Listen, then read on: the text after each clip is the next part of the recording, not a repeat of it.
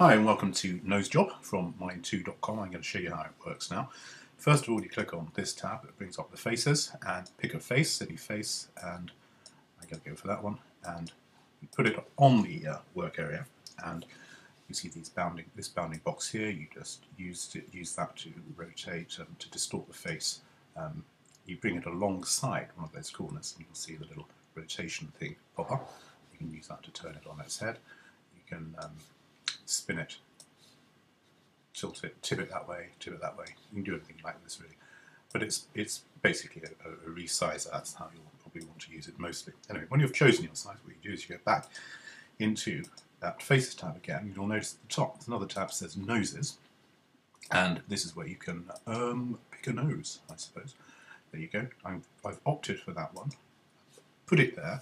Now, you can adjust this nose, and you do it by selecting and deselecting. So if you deselect, gets rid of the bounding box, you can see whether you like the nose or not. Then you click select again, and I think it could be a bit smaller.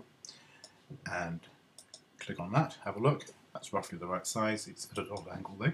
So I'm going to, remember that thing we talked about earlier, I'm going to turn it slightly so it's at a better angle. That's quite good. I think it's slightly too close to the lips. So what I'm going to do now is find a little bit of black on the nose itself, click on that, and then, whoops, it's quite tricky to do at this size actually, but it can be done. There you see, I've got hold of it and pulled it up a bit. It should be enough. Let's see.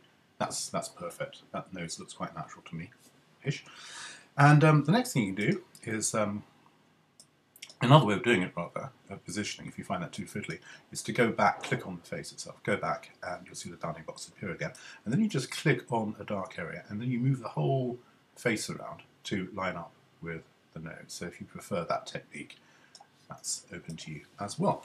Now, the next thing to do is have a look at the background, see if you're not happy with the one it's on. Let's have a look at that. This moves out of the way, so you can see the background against the face. You just cycle through a few of these backgrounds.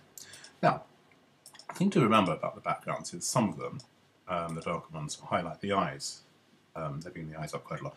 Now, you can adjust that. Let me show you how. You go into this particular tab here. It says Normal, but underneath there's a lot of subheadings. And if you click something like Overlay, you'll see the eyes become less white. They in fact take on the colour of the background. That's Overlay. So that's something that's worth mentioning.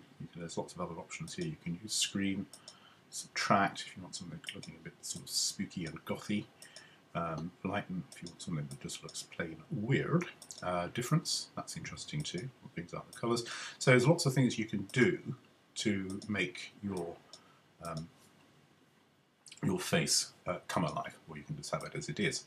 The other thing you can do, yeah, let's invert. Quite like that actually. I think it's quite striking. Let's go back and have a look at some other backgrounds. I think we're very close to having a usable image here. That's very good, isn't it? I like that.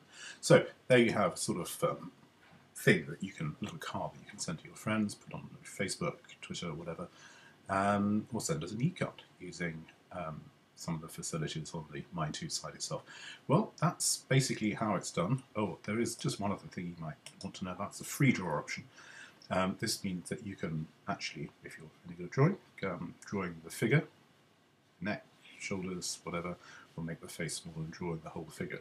You have to turn it on here to use it. Choose the thickness, choose the colour, and choose how strongly the lines that you make will be shown by clicking on the alpha.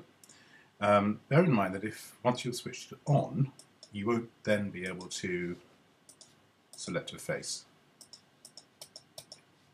You have to turn it off in order to go back and select another face. There you are, that's another face. Anyway, I hope you enjoy using this particular painting app. It's called Nose Job. There are two of them, Nose Job and Nose Job 2. From 1&2.com. Thanks for listening today. Go check out 1&2. There's lots to enjoy on the site. Thank you.